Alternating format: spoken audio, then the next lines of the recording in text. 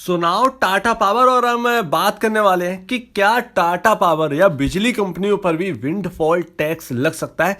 जैसा कि हमने लगते देखा, सरकार ने अभी अभी ऑयल रिफाइनरी कंपनियों के ऊपर जो है वो टैक्स लगाया और यहाँ पर जो है स्टॉक सारे के सारे धड़ाम क्रैश हो चुके हैं। इवन अगर आप रिलायंस देखें तो वो भी 8% गिर गया था। अब क्या ये बिजली कंपनियों के ऊपर भी लग सकता है, इसके ऊपर हम डिटेल में बात करने वाले और कुछ टाटा पावर के ऊपर भी बात करेंगे अच्छी अच्छी बातों पर और समझेंगे। लेकिन उससे पहले मैं आपको बता देना चाहता हूं कि अगर आपने टाटा पावर, जेएसडब्ल्यू एनर्जी और अदानी पावर का जो कंपैरिजन है जो कि मैंने किया है, इनकी टोटल कैपेसिटी कंपनियों की किस किस तरीके से यहाँ पर जो है बिजली ये बनाते हैं और ये जो है डिस्ट्रीब्यूट करते हैं, तो हर चीज़ जो है हाइड्रो पावर हुआ, आपका थर्मल पावर से यहाँ पर जो है जितना करते हैं, या सोलर एनर्जी से यहाँ पर कितनी बिजली ये उत्पादन करते हैं, तीनों कंपनियों के ऊपर जो है डिटेल कंपैरिजन क्या है, साथ में इनके फाइनेंशियल और कौन सस्ता है कौन महंगा है, हर चीज एवरीथिंग यहाँ पर जो है तीनों कंपनियों की कंपैरिजन मैंने किया। तो आप लिस्ट में जाकर चेक कर सकते हैं और ब्राउज करके आपको ये वीडियो मिल जाएगी। ये एक हफ्ता 2 हफ्ता हो गया, तो आप यहाँ पर जो है ये देख सकते हैं। तो अभी पहली बात तो यहाँ पर जो है आपको पता होना चाहिए कि विंडफॉल टैक्स एक्चुअली है क्या। तो विंडफॉल टैक्स जो है वो ये टैक्स होता है कि भैया किसी कंपनी को अनएक्सपेक्टेडली यहाँ पर जो है प्रॉफिट होने लगे, तेजी से सेम ग्रोथ चल रही हो, लेकिन प्रॉफिट जो है वो भर भर के अचानक से होने लगा हो। अब हुआ क्या था रिफाइनरी कंपनी के साथ कि कमोडिटी के जो प्राइसेस है, जो ब्रेंट ऑयल, क्रूड ऑयल है, उनके जो है कमोडिटी में प्राइसेस जो है वो आप जानते हैं ट्रेडिंग होती है किस तरीके से वो है, जो कि $120-130 के आसपास पहुंच गया था और भी ज़्यादा अनुमान है ऊपर जाने का। तो यहाँ पर उस वजह से सरकार ने क्या किया कि ऑयल रिफाइनरी कंपनीज जो हैं वो भर भर के प्रॉफिट कमा रही थी। तो यहाँ पर जो ग्रोथ है वो तो सिमिलर थी, लेकिन प्राइसेस जो है वो काफ़ी ज़्यादा हाई हो गए थे और अप डाउन तो चल ही रहे हैं प्राइसेस में, पेट्रोल के, डीजल के। तो यहाँ पर उन्होंने विंडफॉल टैक्स लगा दिया और उनको क्या हुआ कि कंपनीज को जो अनएक्सपेक्टेड प्रॉफिट होता था वो अब सरकार धीरे धीरे अपनी जेब में लेना शुरू करेगी।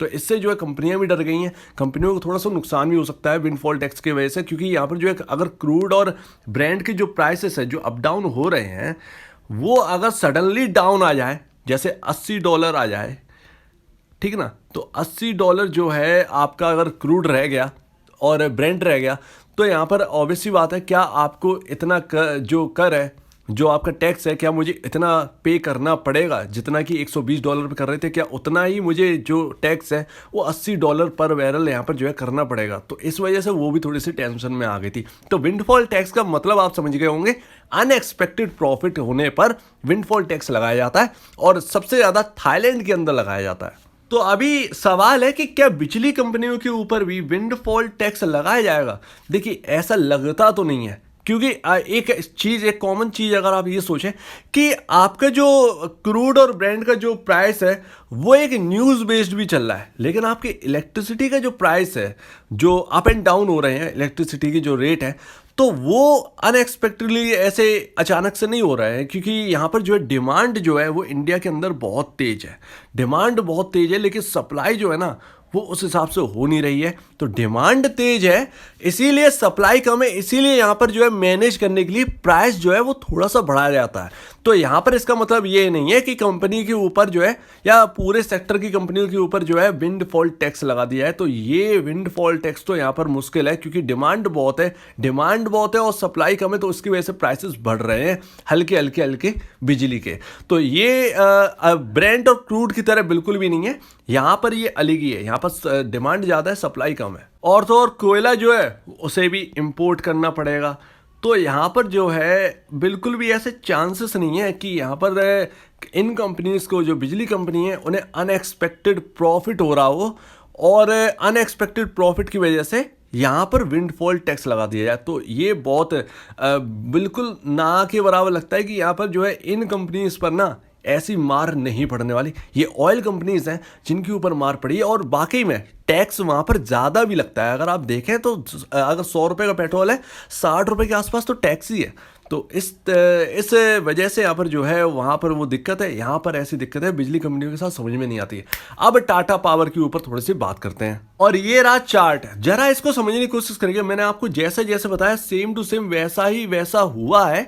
और अगर हम ये देखें कि भैया क्या हुआ था, तो ये देखिए, ये ना, ये आपको चार्ट है। मैं डिटेल में इतना पोर्शन ना, मैं यहाँ पर इतना इतना यहाँ से लेके यहाँ तक का बाद में दिखाऊंगा, लेकिन पहले ये आप देखिए। तो आपको एक रेंज यहाँ पर नजर आ रही होगी, 268 की ये लाइन है और नीचे वाली है 202 रुपये 45 पैसे, जो अभी टूटकर ये स्टॉक यहाँ पर आ गया था। एक ही दिन में इतनी बड़ी कैंडल बनी थी जब 202 रुपये का लेवल टूटा था। अब अगर आप ये देखें कि एक रेंज में टाटा पावर का स्टॉक है ना, वो एक रेंज में काम कर रहा था, लेकिन अब हुआ क्या था कि यहाँ पर वो रेंज टूट गई और उस रेंज के जो लेवल है उसे रीच करना था 202 रुपये 45 पैसे। तो उसके ऊपर तो हम आ गए, लेकिन अभी भी थोड़ा सा डर बना हुआ है, क्योंकि जो मार्केट है उसके हिसाब से ही ये स्टॉक चलेंगे ना। फंडामेंटल अलग होता है, टेक्निकल एक अलग चीज़ होती है। तो मार्केट में स्टॉक लिस्ट है, स्टॉक का संबंध कंपनी से नहीं होता है हमेशा।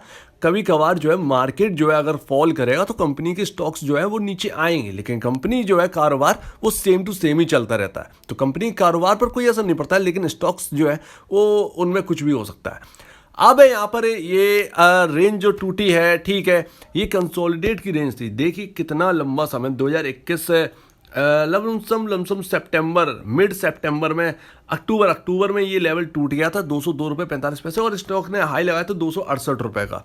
फिर उसके बाद एक रेंज 202 से 2 बार सपोर्ट ले चुका है 202 रुपये 45 पैसे पर, और फिर यहाँ पर जो है दूसरी बार सपोर्ट लेने के बाद आपका लेवल जो है वो 298 के आसपास लगा था। ठीक है, 298 299 रुपए के आसपास, लेकिन वहाँ से जो है फॉल कर रही है और अब 202 रुपये 45 पैसे का लेवल टूट गया। अभी जो है स्टॉक स्ट्रगल कर रहा है, हम ये नहीं कहेंगे कि एकदम निकल गया, स्टॉक स्ट्रगल कर रहा है। 202 रुपये 45 पैसे टूट चुका था, टूटने का मतलब ब्रीच हो चुका था। तो ब्रीच का मतलब तो आप समझ ही गए होंगे कि एक बार ब्रीच कर गई है, यानी कि वो थोड़ा सा लेवल जो है ना वो थोड़ा सा कमज़ोर हुआ है, तो उसके ऊपर है, ये अच्छी बात है। लेकिन अगर 202 रुपये 45 पैसे के नीचे आते हैं तो ये एक रेंज जो है ना वो टूट जाएगी और फिर फॉल की संभावना ज़्यादा हो जाती है। उम्मीद है आपको पूरी बात समझ में आ रही होगी। मेरे ख्याल से आपको वो वाली वीडियो जरूर देखनी चाहिए जो मैं आपको बताना चाह रहा हूँ। JSW एनर्जी, अदानी पावर और टाटा पावर का तीनों का कंपैरिजन है, एक एक डिटेल है उसमें। अब देखिए Q1 बहुत इंपॉर्टेंट है। Q1 एक पूरे मार्केट के लिए Q1 इंपॉर्टेंट है, हर एक कंपनी के लिए Q1 इंपॉर्टेंट है। Q1 की शुरुआत हो चुकी है, डीमार्ट के हमने नंबर देख लिए, डीमार्ट के नंबर बहुत डिसेंट आए हैं। तो अब देखते हैं कि Q1 के कैसे प्रदर्शन है, क्या होगा Q1 में।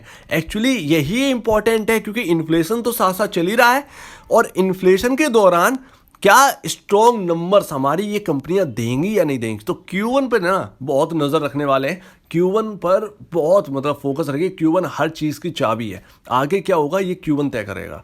तो उम्मीद है आपको बेसिक जो चीज़ है वो सारी की सारी पता चल गई होंगी। टेक्निकल की बात करें तो बहुत ज़्यादा मतलब न्यूट्रल, तो मैंने बताई दी आपको चार्ट अच्छे से दिखाकर, तो न्यूट्रल है अभी। तो अब देखना यही है कि क्या होता है। और विंडफॉल टैक्स, इसमें बहुत लोगों की कन्फ्यूजन था क्या इनमें भी लग सकता है। तो विंडफॉल टैक्स का ना के बराबर चांसेस हैं ऐसी कंपनियों के ऊपर, पावर कंपनियों के ऊपर लगना। वो ऑयल कंपनी है, उनका अलग चीज़ है, जो पावर कंपनी है उनकी अलग ही चीज़ है। तो दोनों अलग अलग काम करते हैं। तो उम्मीद है आपको अच्छे से समझ में आ गया हो। अगर आपको कोई भी प्रॉब्लम, कुछ पूछना है, कुछ बताना है, कुछ कहना है, तो प्लीज़ कमेंट सेक्शन में कहिएगा। और अब दीजिए मुझे इजाज़त। वीडियो देखने के लिए बहुत बहुत धन्यवाद दोस्तों।